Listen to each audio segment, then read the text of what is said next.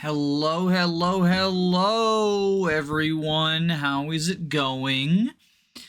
I am here making a Final Fantasy Tactics job tier list for the various jobs in Final Fantasy Tactics. Full disclosure, I've only played the Ivalice Chronicles. So these sprites are from the older Final Fantasy Tactics rather than, Final Fantasy Tactics, the Ivalice Chronicles, which is the remake that I've played.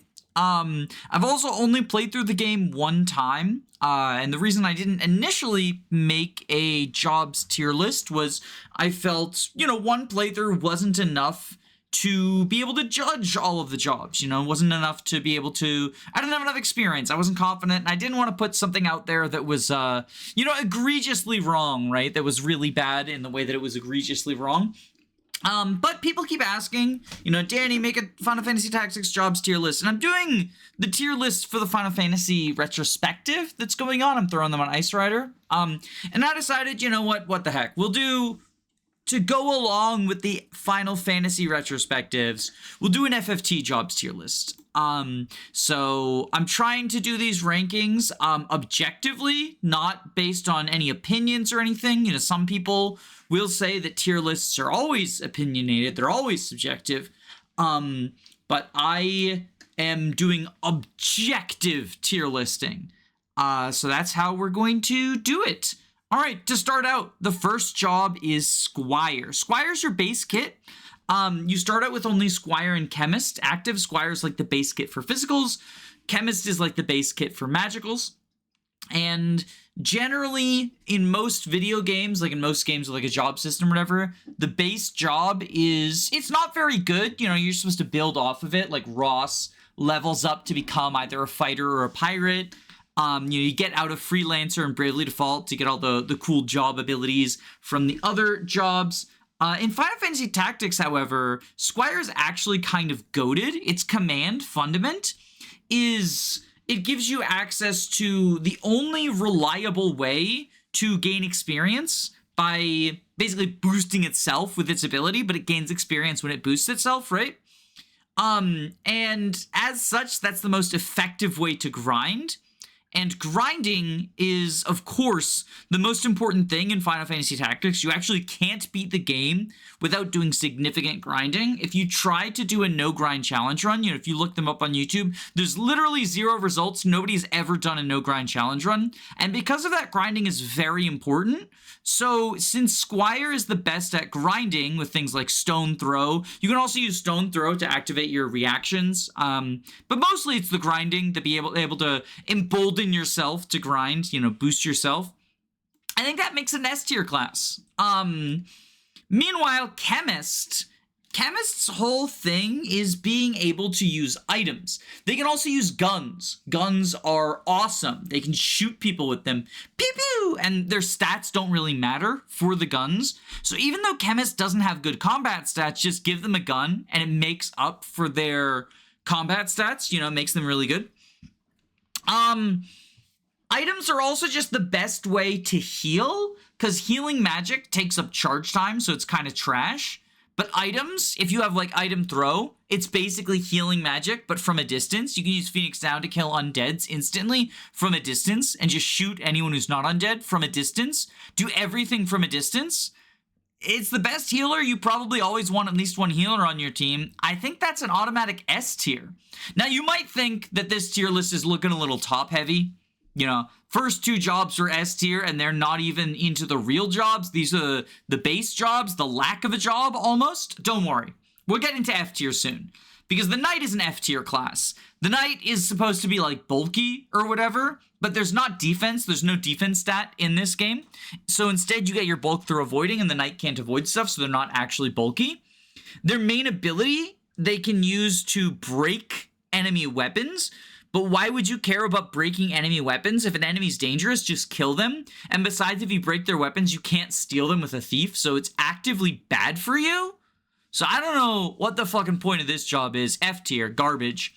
Monk, of course, is S tier.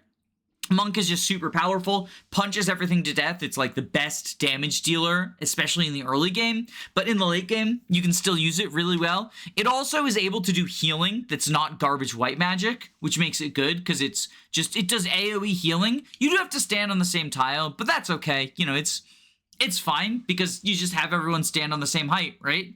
And then you heal everyone. You can revive allies with the monk. Like, the monk is both a damage dealer and a healer. I think that they just belong at the top of S tier because of that. Meanwhile, we just immediately put black mage and white mage in F tier. Magic in Final Fantasy Tactics has a charge time.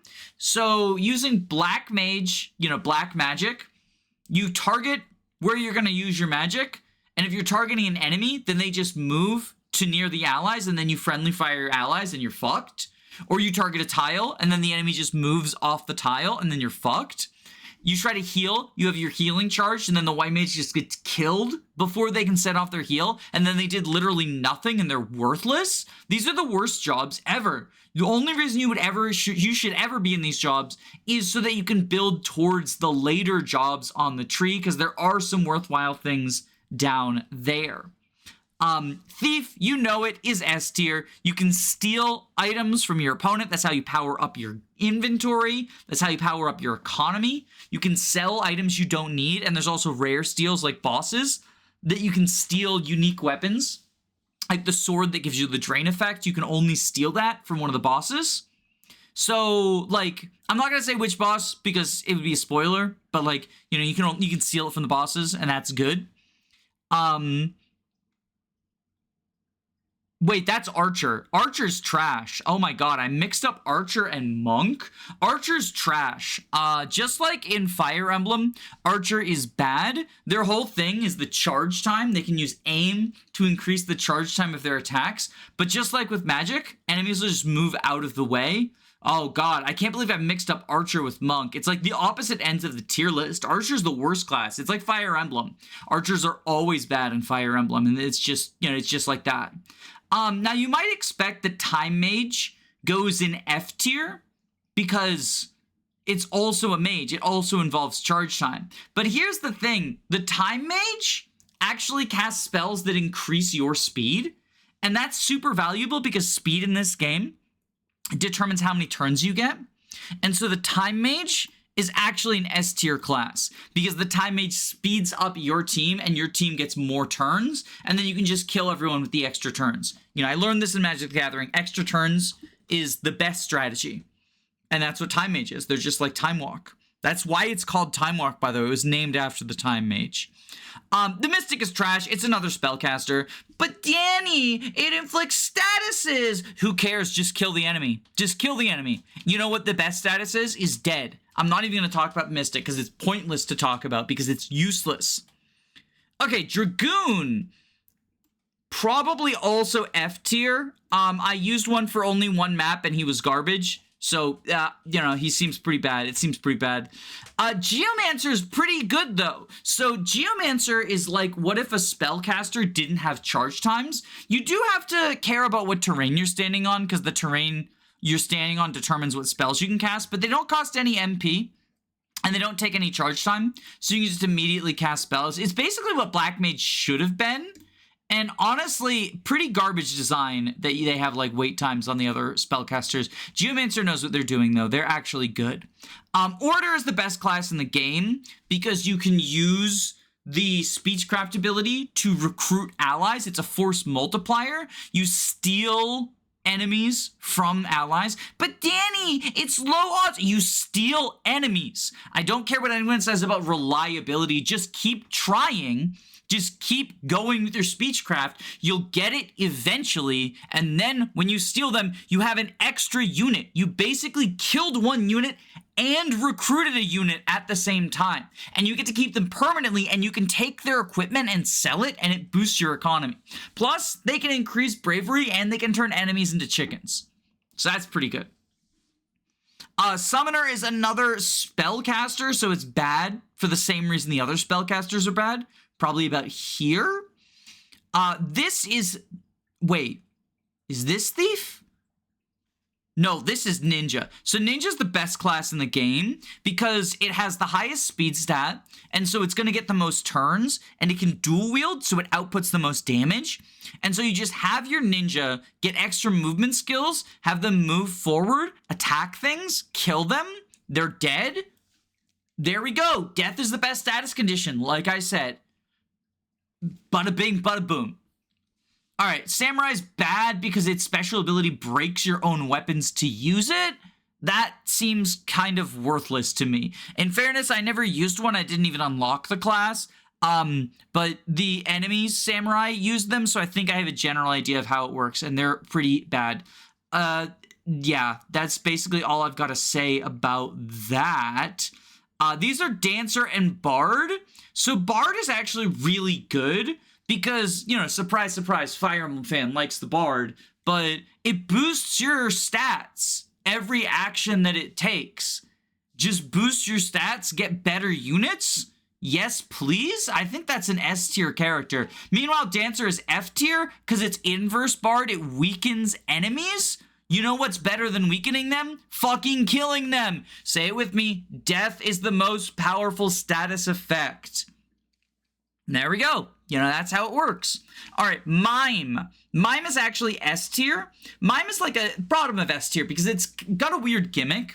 Mime's gimmick is it copies every move that your other characters make relative to its position. So if one of your characters attacks the tile in front of them, then the Mime will attack the tile in front of them as well, like up north of them. So that's like a little bit tricky to pull off, but the real reason the Mime is up here is because they have the best growths in the game.